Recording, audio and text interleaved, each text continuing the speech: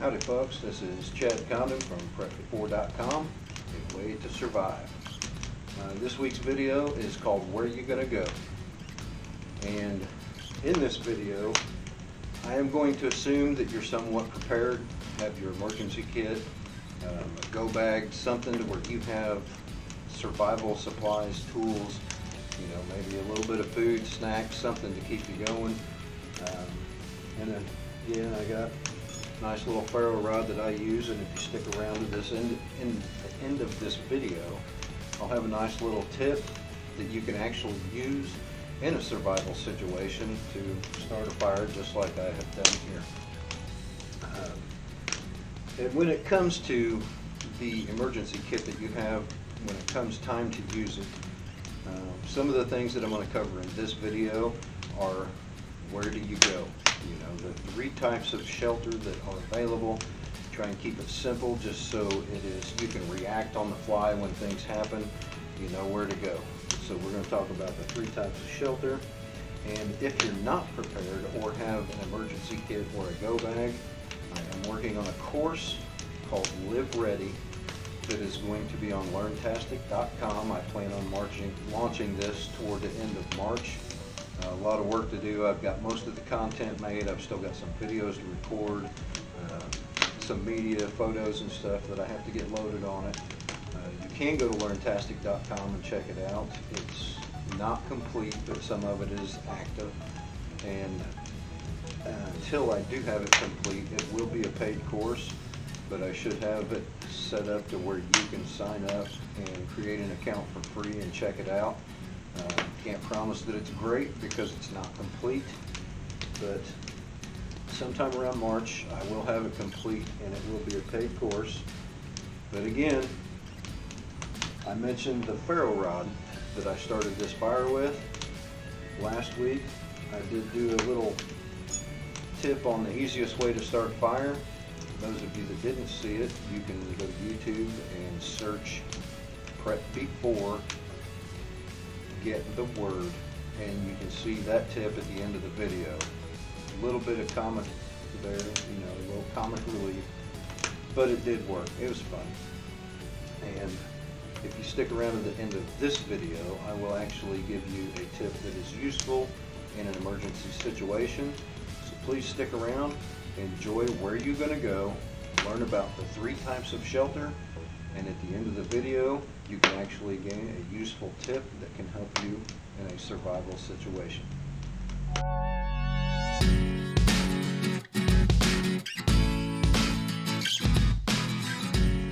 Okay guys, we're going to talk about where you're going to go.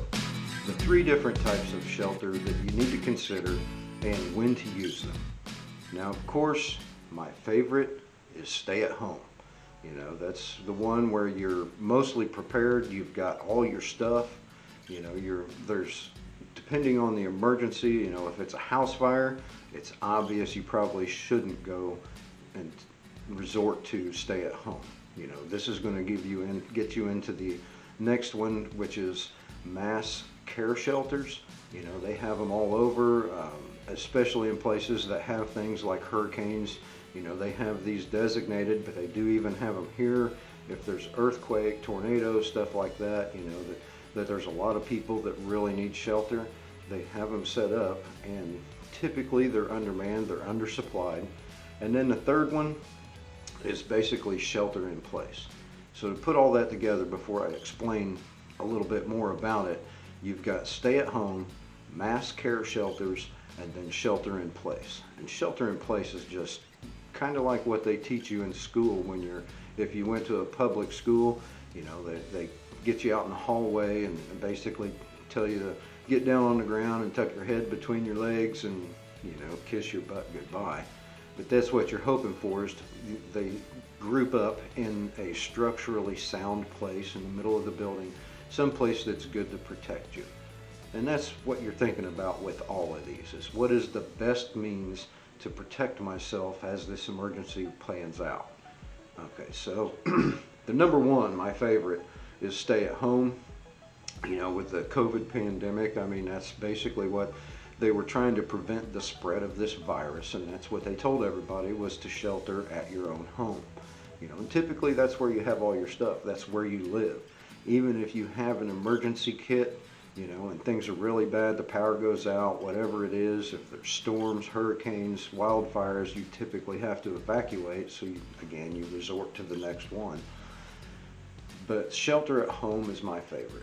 I could do this at any given time, but unfortunately it doesn't pay the bills, so I gotta go to work and do all this stuff. But if you don't have an emergency kit and you're not prepared, I could stay at home for months on end and not leave the driveway.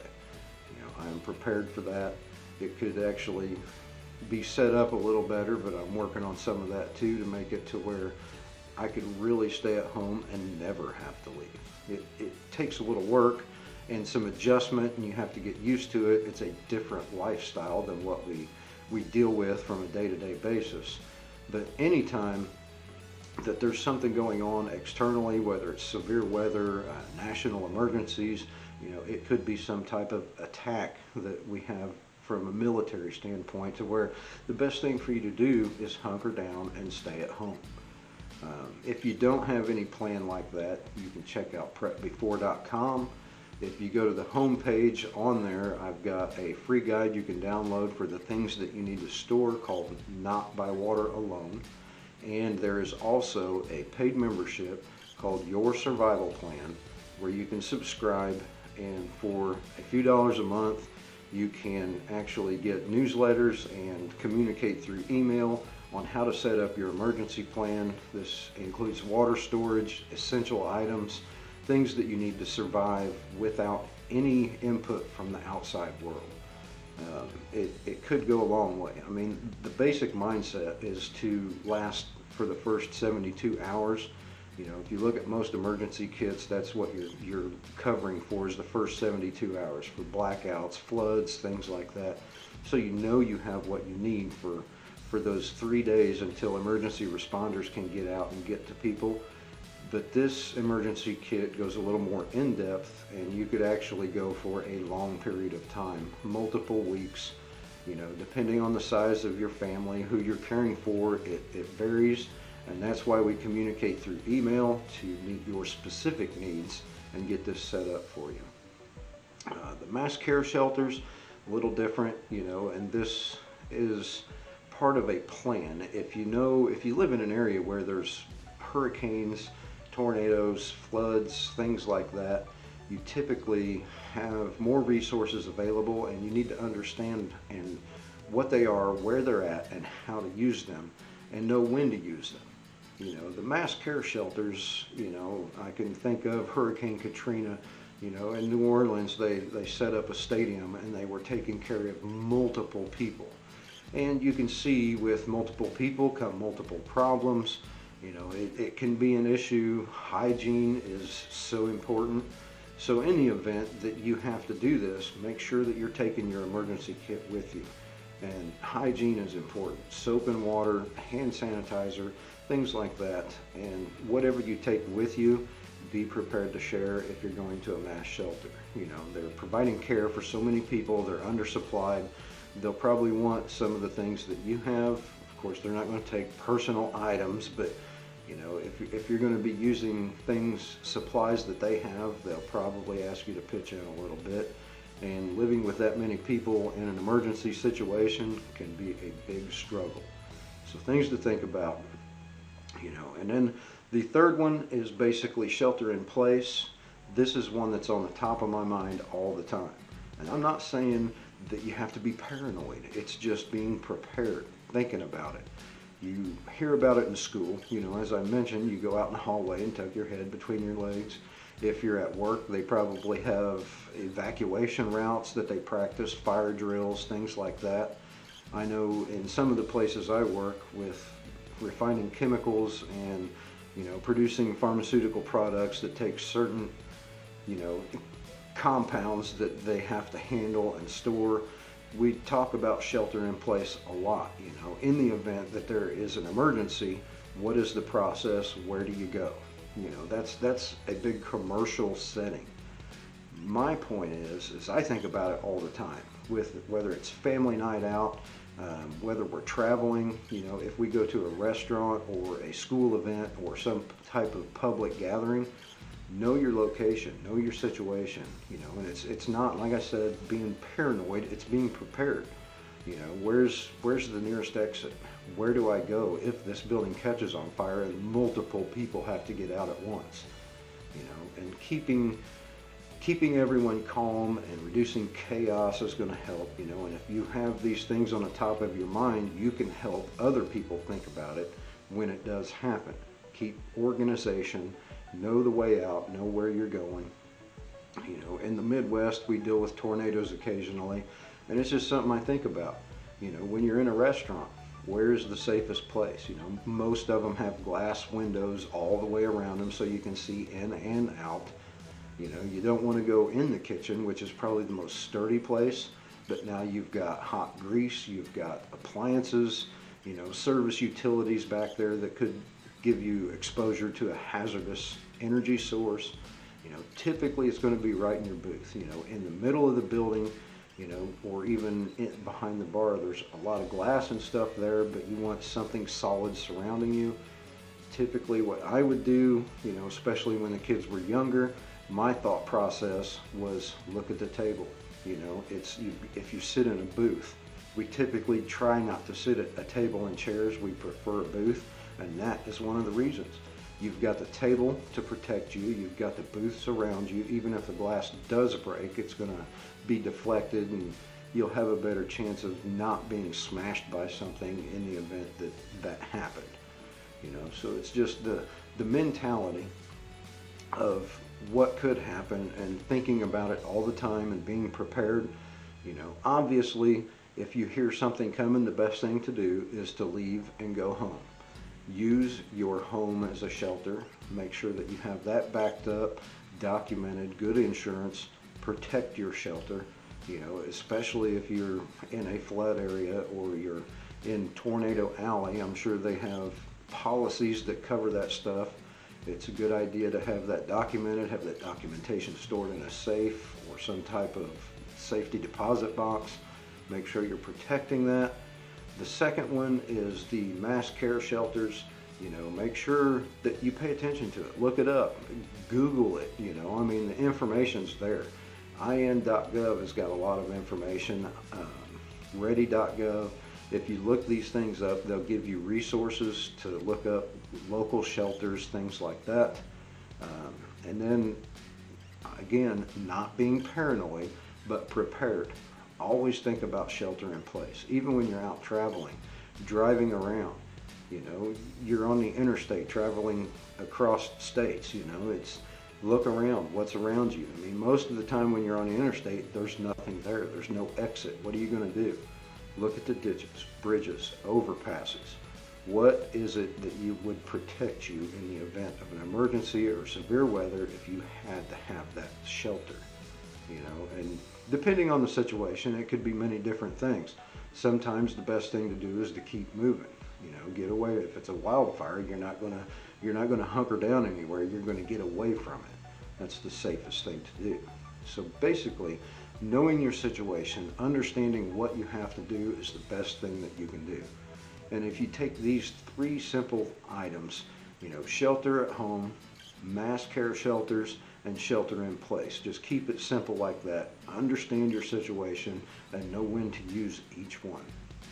And like I said, if you are not ready for this stuff, there's one thing that I've been doing, and that's working on a new site called learntastic.com. You can check it out. It's nowhere near complete. It's not even ready to be used, but it is up and on the internet. You can find it in Google. It is basically going to be a fantastic place to learn all about emergency preparedness. I plan on launching it sometime in March. I may have some of the information up and ready to be looked at. If you want to check it out, it's learntastic.com, and it'll have a lot of stuff that is based on, you know, the things that I talk about on prepbefore.com, the things I talk about on this YouTube channel. You know, so if you like this stuff, subscribe, like my videos, and please share. It helps me get them out there.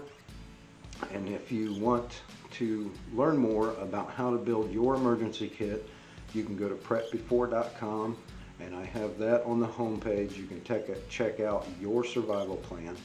And I've got so much coming down the pipeline. This is just the beginning. I'm getting better at it as we go, and I hope to see you guys back again soon. So subscribe, like, and share. Stay tuned. This is Chad Condon from prepbefore.com, a way to survive. See you next time. Hey guys, after the annex in last week's video, Get the Word, showed a little tip on the easiest way to start a fire. It's just a little bit of fun there, but for those of you who saw it, it was comical, and it was the easiest way to start the fire. But those of you who didn't see it, you can go to YouTube and search Prep Before, Get the Word, and at the end of that video I gave a little tip on the easiest way to start a fire. But after that, I would like to provide something that is actually useful and one of the easiest ways to start a fire. And in an emergency situation, you know, if you don't have these things with you, it doesn't do any good. But most of you have heard of a Ferro rod, just a small mineral rod with a handle on it. Mine's got paracord on it. Nice little tool for shaving down your bark and getting your tinder. It's got a couple other little tools, but basically most people have seen these. Anybody that's looked at prepping or survival, it's a very common tool. I carry one with me all the time. But this little trick that I'm going to show you, you know, a lot of people use them or seen them, heard of them, maybe even played with them, but you just strike the metal and it makes a nice little spark. A lot of people have seen them and never used them. They have them available, and it can be complicated, you know, if you're out in the wilderness and this is all you have, shaving the bark and stuff off of your wood to make your tinder and get it going, set it up just right. But I'm going to show you a pretty cool little trick that makes it super easy. It is below freezing outside, so I've got everything set up here to start a fire, a little supplemental heat, try to keep down on the gas bill. But you can see I've got paper underneath, I've got kindling, and then I've got nice seasoned wood set up here to burn in the fireplace in the house. So I'm going to use this as an example, getting ready to start a fire anyway, just so you guys can see this cool little trick I've got. And what I've got is, I keep along with the Ferro rod in my pack, I've just got this handy little tin. You know, this one was actually a gift card, a Christmas gift, the box you put them in. But inside of it, I have a couple cotton balls. And basically, under the cotton ball, I've dabbed them in a little bit of petroleum. You know, a lot of people know it as Vaseline, but it is a petroleum jelly. You know, there's a couple of them in there. But to show you, I keep those tight with it in my bag. That way, in the event I do have to start one, and I'll show you how simple it is. I've just got this handy little jar of petroleum jelly and one cotton ball. Swab a little on it and get it good and coated. You know, it's not a whole bunch, just a nice coat on the bottom of it. And then once I've done that, I take the cotton ball and kind of pull it apart and mix it around, trying to keep it, because it is sticky, it does get fuzz all over your fingers. You pull it apart, get it mixed up good, so you've got a good mixture of petroleum jelly and cotton ball together. And then once you have it mixed up good, you can place it where you would like to start the fire. And then it's as easy as this. You take your ferro rod and the striking tool, and once it's placed in there, all you have to do is hit that with those sparks. And as you can see, it lights very easy. It gets burning good, gets the paper going. A little draft on it. And you can see with the petroleum jelly, it is a flammable liquid. It is jellified, so it sticks to stuff, and it's my fingers and stuff too. But the cotton ball absorbs that, and when you break it apart, gives it a nice mixture of air inside with the fuel. You give it the spark to ignite it. Once you have a little bit of a fire going, draft it a little bit. And before you know it,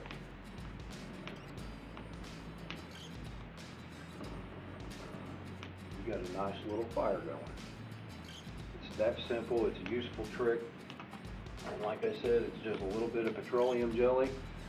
Carry the little tin. I've got 8 of these in here. I only used 1 to start that fire. You know, so it's something that you can carry with you in your, whether it's in your go bag, or I carry this with me everywhere I go. The bag that I use to tote my lunch back and forth to work and stuff around, I've got several cool little tools in it. I've got stuff to where I could actually catch fish.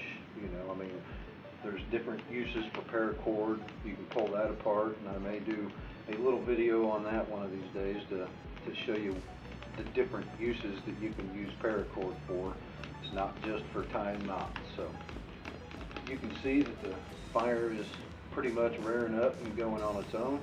And all I used was 1 cotton ball with petroleum jelly and this handy little ferro rod. And if you don't have one of these, you can go to the description below this video, and I will leave a link so you can get a hold of one, find you a little tin, throw some cotton balls and petroleum jelly in there, and you're good to go. So I hope you find this a little more useful, but it was almost as easy as the one I had last week. Appreciate you guys hanging around. If you enjoy this kind of stuff, I got more coming, so please like, subscribe, and you can get notifications for these videos, and I hope to have more here shortly. Thanks. This is Chad from prep4.com, a way to survive.